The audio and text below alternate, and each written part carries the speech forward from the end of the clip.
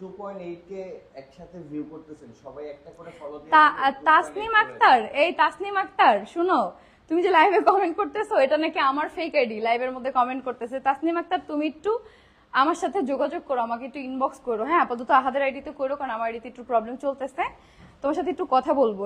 এটা নাকি আমার ফেক আইডি, ঠিক আছে? হ্যাঁ, তো আমার ফেক আইডি কোনো দিন কোথাও যদি আখি এটা বলে থাকে কোনোটা আমার ফেক আইডি যদি প্রমাণ না দিতে পারে, তাহলে বুঝবো একটা চোর, যার জন্য মিথ্যা কথা বলছে। আমার লাইফে কোনো ফেক আইডি নেই, এটা আখি ভালো করে জানে। আমার নিজের আইডি পাসওয়ার্ডই আমি জানি না, আমি ভুলে গেছি থেকে আমি লগ ইন করতে পারতেছি না।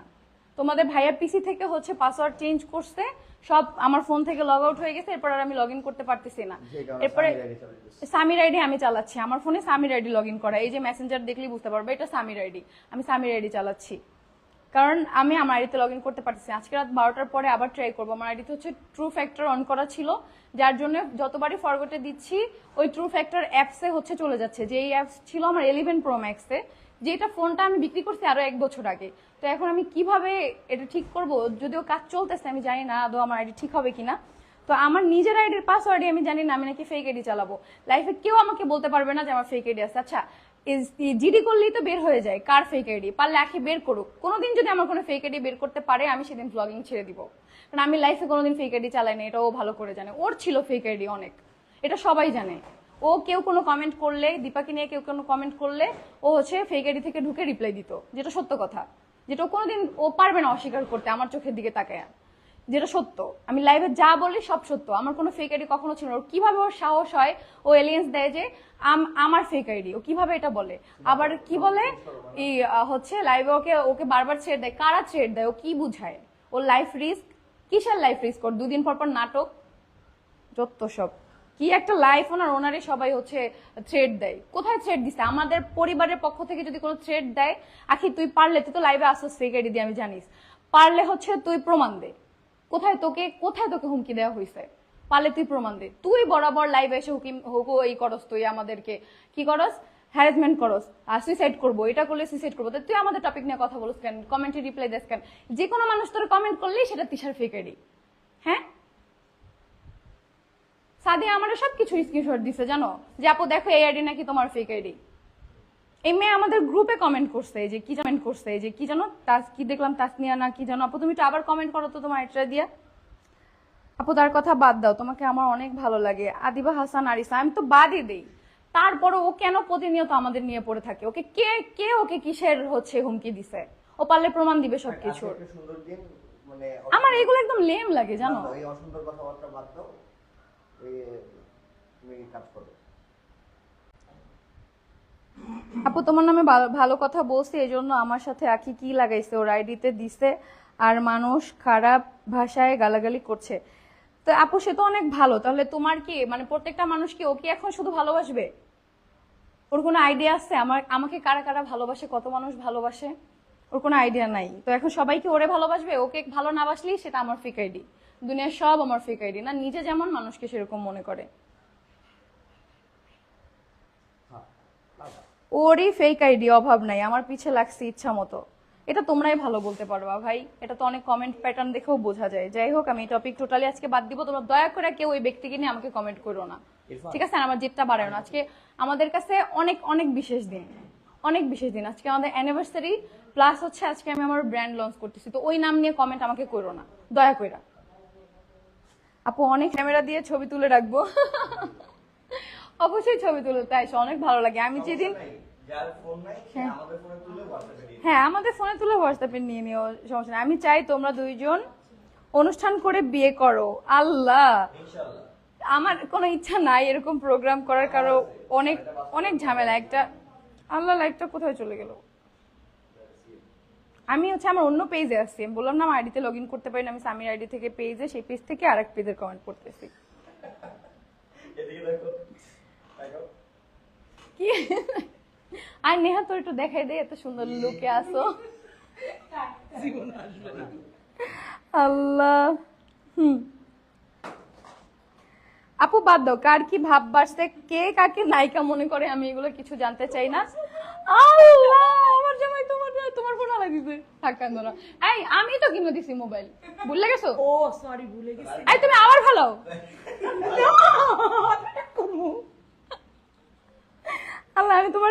ওই ফোনের কথা কইছেন, আমি তোমার আইফোন কিনে দেবো যাও।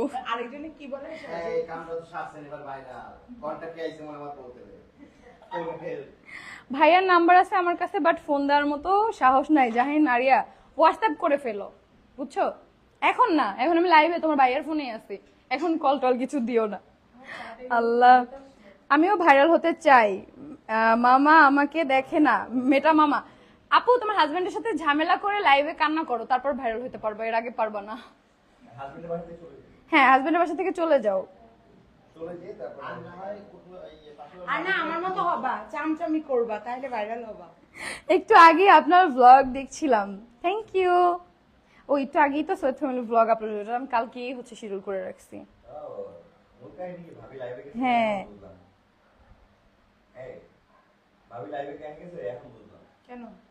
কেন এবার আচ্ছা, আপু বলছে আহাদ ভাইয়া যখন তিশা আপুকে সাজুগুজু করতে বলতো তখন আখি আপু সাজুগুজু করতো না, কিন্তু তাহলে তখন কেন করে নাই? কে জানে কেন করে নাই, আমি কেমনে বলবো।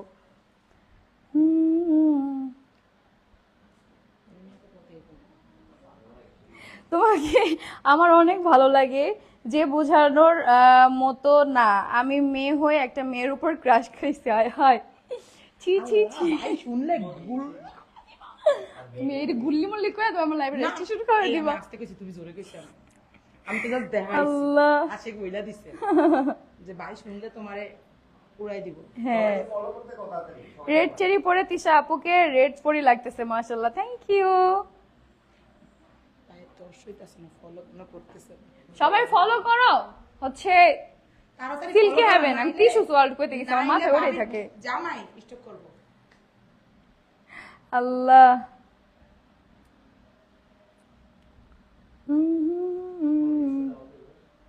তুমি তো সুন্দর, তাহলে কেন ডিভোর্স হয়েছে? আমার কেন ডিভোর্স হয়েছে? যাও আমার এক্স হাজবেন্ডের সাথে যাও 6 মাস সংসার করে আসো, বা তার ভাইয়ের সাথে, তার ভাইও সিঙ্গেল আছে, যাও তাহলে যাই করে আসো, তাহলে বুঝবা। তোরা যে আখির ফ্যান ফলোয়ার, তোরা তো স্টোরি জানোস না এদের কেমনে ফ্যান হইলি। তিশার জামাই বেকার ছিল, তিশার ফ্যামিলি তিশার শ্বশুরবাড়ি চালাইতে হইতো, এক বাচ্চা হয়ে যাওয়ার পরও তিশার এক্স হাজবেন্ড গতি হয় নাই, শেষমেশ মিউচুয়াল ডিভোর্স হয়েছে। আগে জেনে আয়। রিঙ্কি আপু বলতে হবে না, শোনো, সবাইকে সবকিছু এক্সপ্লেন করতে হয় না। হুজুকে বাঙালি বুঝো। আজকে টিকটকে কয়েকটারে বাস দিছি, কমেন্ট করছে দীপারে নিয়া। পরে আমি বলছি দীপার ছবিগুলো কি দেখোস নাই, এত ভালো তোদের দীপা মা। পরে আমার ইনবক্স করছে যে পারলে ছবিগুলো দাও তো, আমি তো ইনবক্সে দিয়ে দিছি সব ছবি, আমার কাছে তো সব আছে। পরে কয় আস্তাক ফিরুল্লাহ আপু, সরি আপু, এইসব আর কোনোদিন তোমার আমি এই কমেন্ট করবো না। তাহলে এত ভালো, তাহলে তার এই ছবিগুলো কিভাবে আসছে? আমি তাহলে না থাকলে আমার কাছে আমি দিলাম কেমন? আজকে 4-5টারে দিছি আমি টিকটকে ছবি। তোমার এই আজকে দিন বক্স আইবো আল্লাহ, একটা রিপ্লাই দাও। আরিশপা আহিয়া দিয়ে দিলাম। খুঁজে খুঁজে ভালো কমেন্ট পড়ে, 4 বউ বানাও পাশের টারে। আসমা সিদ্দিক, তোমার মাকে বানাবো 4 নম্বর বউ। তোমার মা ইনবক্স করছিল, তোমার মা ইনবক্স করছিল, পরে আয়না কাজ করাবো, বুঝছো? বাইরে আছি, মা বিয়ে করতে। আল্লাহ। না ওই যে মায়ের কথা বলো না হ্যাঁ। আমি রাজি আছি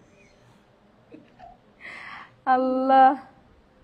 অ্যানিভার্সারি কেক কখন কাটবা? আপু অ্যানিভার্সারিতে কোনো কেক তো অর্ডার দিইনি, আমি তো টাইম পাইনি। কালকে অর্ডার দেওয়ার কথা ছিল, বাট কালকে আমি একটু ব্যস্ত ছিলাম, কালকে হসপিটালে গেছি তোমাদের ভাইকে নিয়ে, জন্য আমি অর্ডার দিতে পারিনি। কেন কেক লাগবে অ্যানিভার্সারিতে? ভাই কেক কাটাও তো মানুষ বলে ভালোবাসে না, তাহলে ভালোবাসা থাকলে ওই কেক, নতুন পোশাক, এগুলো কিছুই দরকার হয় না, ঠিক আছে? একটা পোস্ট দেখলাম কি আখির অ্যানিভার্সারিতে আহাদ ভাই একটা নতুন জামাও পরে নাই, কিনে দিছে তোমার আখি আপু আহাদ ভাইকে নতুন জামা, পরবে কিভাবে? আমি আপনার ভ্লগ দেখে ফোনে সেভ করা ছিল, আইফোনটা সেল করার পর থেকে এই ফোনে আমার কারো নাম্বার সেভ করা নেই, যার জন্য হচ্ছে আমি কাউকে খুঁজে পাই না। সবাইকে হচ্ছে এমন একটা বদ অভ্যাস, মেসেঞ্জারে অ্যাড থাকে, কিছু লাগলে মেসেঞ্জারে কল দেই। তবে কালকে এটা বুঝছি প্রত্যেকের নাম্বার রাখা অনেক বেশি ইম্পর্টেন্ট, সবসময় মেসেঞ্জার থাকে না। কারণ আমার আইডিতে প্রবলেম দেখে ছিল না, সামির আইডিতে ঢুকে আমি কাউকে আমার পরিচিত খুঁজে পাচ্ছি না, মাথায় কাজ করতেছে না। এর মধ্যে আরিফ হচ্ছে ভাইগনা আরিফ আমাদের পাশে পাশে ভাইকে কল দেয়, ভাই ইমিডিয়েট বাইক নিয়ে বের হয়, ততক্ষণ আমরা রিক্সা পাই। আমরা রিক্সা নিয়ে আমি, ছোট আপু, সামি, তারপর হচ্ছে মুনতাহা, রাজ, আমরা একটা রিক্সা নিয়ে যেতে থাকি, আর কন্টিনিউয়াসলি তোমাদের ভাইয়ের ফোনে আমি কল দিতে থাকি যে যাতে কল ধরে, যাতে কলটা ধরে। এরপরে হচ্ছে না রাজ ছিল না আমাদের সাথে, হচ্ছে আমি তুমি আর ইরফান আমার দৌড়াতে দৌড়তে গেছে, ইরফান আর কি রাজ আর ইরফান দৌড়াতে দৌড়তে গেছে। পরে আমাদের পাশ থেকে যে বাইক ক্রস করে আগে চলে গেছে পাশে পাশে ভাই, আমি সেটা জানি না। এরপর লাস্ট কলটা ধরে, তো যখন হ্যালো বলছে তখনই আমি ভয়েস টোনেই বুঝে গেছি এটা তোমাদের ভাইয়ার না, কারণ আমি 3 বছর ধরে ওর সাথে সংসার করে ওকে আমি কতটা ভালোবাসি সেটা আমি জানি, আর ও জানে, যার জন্য আমাকে এতটা ভালোবাসে। তো আমি হচ্ছে ওইটা ওই কি বলবো, আমি ওই ভয়েস টোনটা শুনে আমি বুঝে গেছি ওর কিছু একটা হয়েছে, কারণ অন্য মানুষ কেন ওর ফোন ধরবে, এটা তো অসম্ভব, কারণ গাড়ি তো একা। তো উনি ধরে বলতেছে যে আপনার কি হয়, আমি বলছি উনি আমার হাজবেন্ড। উনি কথা শেষ করার আগে বলছেন আমার হাজবেন্ড, উনি মানসিকভাবে অসুস্থ, প্লিজ ওনাকে আটকান। উনি রাগ করে বাসা থেকে বের হয়ে গেছে, সিম ক্রিয়েট করে ওনাকে আটকান, অ্যাক্সিডেন্ট করবে। অ্যাক্সিডেন্ট করবে না, অ্যাক্সিডেন্ট করছে অলরেডি। তখন বিশ্বাস করবা না, অতটুকু সময়ের মধ্যে আমি ফিল করছি যে আসলে প্রিয় মানুষের কোনো কিছু হইলে যদি দূরে থাকে তুমি দেখতে না পারো তোমার কেমন লাগে। এটা আমি কালকে ফিল করছি যে আমার কেমন লাগতেছে। আমি সাথে সাথে কান্না করে দিছি, ছোট আপুকে বলতেছি, ছোট আপু তখন অনেক বেশি গালাগালি করতেছে তোমাদের ভাইয়াকে, যে কেন এমন করতেছে, কি হয়েছে, ওর ট্রিটমেন্ট করবো, আমার বাসায় যাইতে বলছে, আপুর বাসায় যাইতে বলছে, তোমাদের ভাইয়া যায় নাই, ট্রিটমেন্ট করাবো, তাহলে ও কেন আমার কথা শুনলো না, কেন গাড়ি থেকে বের হয়ে গেল। আমি বলছি আপু তুমি ওকে কন্ট্রোল করতে পারবা না, আমি তোমাকে আগেই বলছিলাম, দেখলা পারলা না তুমি ওকে রাখতে, কারণ ওকে তো আমি চিনি, 3 মাস ধরে আমি দেখতেছি যে ও অসুস্থ, আর ওর এই পর্যায়টা আস্তে আস্তে বাড়তেছে, ওর পর্যায়টা আস্তে আস্তে খারাপের দিকে যাচ্ছে, আর ও শুধু সুইসাইড করতে চায়। ওর মুখে এই কথাই থাকে কিছু হইলে, একটু দেখো স্বামী স্ত্রীর তো ঝগড়া হবেই, কালকে টোটালি ঝগড়া কিছু না, যখন ঝগড়া হয়েছে, ওরা রাখি ঝগড়া হয়েছে, তখন ও বলছে আমি মরে গেলে বুঝবি, আখিরে বলতো আমার সাথে ঝগড়া হলো আমি মরে গেলে বুঝবি, মানে ওর মুখে এই কথাটাই থাকে, আমি মরলে বুঝবা, মানে ও মরে যাবে, এটা ওর মুখে থাকে। তারপরে ও বের হওয়ার আগে তো অনেক গালাগালি করছে আমাকে, অনেক বাজে বাজে ভাষায়। তারপরও আমি সবসময় এটা বলে নিজেকে সান্ত্বনা দিই, এখন অসুস্থ, ঠিক আছে, কারণ আমিও তো মানুষ, কতক্ষণ ঠান্ডা থাকা যায়, আমারও তো রাগ উঠে যায়, আমি এমনি বদমেজাজি একটা মানুষ, এটা তোমরা তো যারা লাইভ দেখো তারা অন্তত বুঝো, একটা ব্যাড ক্যামেরা দেখলে আমার কেমন মাথা গরম হয়ে যায়, আমি নিজেকে ঠান্ডা রাখতে পারি না, আমি এরকমই রাগি, এটা আমার কিছু করার নেই। তো যাই হোক, তারপরে যখন ওই কলটা আসে আমার কাছে, আমি ওই যখন বুঝতে পারি, আমি বলছি ওকে ঠিক আছে, পরে বলে গাড়ির গ্লাস ভেঙে আমরা তাকে বের করছি, আপনারা তাড়াতাড়ি আসেন। আমি বলছি লোকেশন কোথায় আমাকে বলেন, আমি রিক্সায় আমি আসতেছি। উলাইলের হচ্ছে কোন জায়গায় কি জানো ভাইয়া ওটার নাম, ব্যাংকটাউনের ব্রিজের আগে, ব্যাংকটাউনের ব্রিজের আগে, মানে ব্রিজে ওঠার সময় ঠিক ওই জায়গাটায় হচ্ছে আইল্যান্ডের সাথে বাড়ি খাই কিভাবে গাড়ির চাক্কা খুলে যায়, মানে গাড়ির চাক্কায় যে রিম থাকে সেই রিম ভেঙে যায়, রিম না রিম রিম রিম একই কথা, রিম ভেঙে যায়, তা এই জন্য হচ্ছে গাড়ি আইল্যান্ডের সাথে বাড়ি লাগে। রিম না ভেঙে লাগলে, যদি না ভাঙতো তাহলে গাড়ি উল্টায় যেত, ঠিক আছে, আল্লাহ ওকে অনেক ভালোবাসে, এই জন্য ওকে বাঁচায় রাখছে। তো এরপরে গাড়ির গ্লাস যখন বলছে গাড়ির গ্লাস ভেঙে ওকে বের করছে, আমি তো ভাবছি যে তাহলে ও নাই, ওর অনেক খারাপ অবস্থা, আমি রিক্সাওয়ালার হাতে পায়ে ধরতেছি, সে বলে এমন রিক্সায় আপনারা উঠছেন, আমার রিক্সার চার্জ নেই। আমার এত কষ্ট লাগছে, আমি কলটা কেটে আমি সাথে সাথে সাইমনকে কল দিচ্ছি, আমি তো আর জানি না ওরা, আপনারা যে আমার পাশ থেকে গেছেন, আপনারা কি আমাদের রিক্সা দেখছেন, আমি কিন্তু আপনাদের দেখি নাই, কারণ আমার ফোনের মধ্যে চোখ, আমি তো বারবার ওকে ডায়াল করতেছি, হ্যাঁ আমি দেখি নাই। পরে আমি তাহলে একবারও ফোন দিতাম না যে ওরা তো যাচ্ছি। ওরা কি করছে, আহাদের খবর না শুনেই ওরা সামনে চলে গেছে, আহাদের খবর না শুনেই ওরা সামনে চলে গেছে। যেতে যেতে ভাইরা কি করছেন, পথে জিজ্ঞেস করতে করতে গেছেন, তাই না? আচ্ছা ভাই একটু আসুক, ভাইয়াই বলুক, কারণ পাশে পাশে ভাই ছিল, ভাইগনা আরিফ ছিল, আর হচ্ছে সাইমন ছিল, এরা 3 জন হচ্ছে তখন বাইকে ছিল, ভাইয়ার বাইকে। আচ্ছা, তো ভাইয়া হচ্ছে তখন ভাইয়ারা জিজ্ঞেস করতে করতে মেবি যাচ্ছিল রাস্তায়। আমি যখন এখান থেকে বের হয়েছি তখন আমি ডানে ভাই কিছুই দেখিনি, আমি আমার টার্গেট ছিল হয়তোবা সে ঢাকার উদ্দেশ্যে চলে গেছে, তো আমি তাকে এখানে পাবো বলে মনে হয় না। তো পিছনে সাইমন ছিল, সাইমন বারবার বলতেছে ভাই আপনি শুধু টানতে থাকেন, গাড়ি টানতে থাকেন।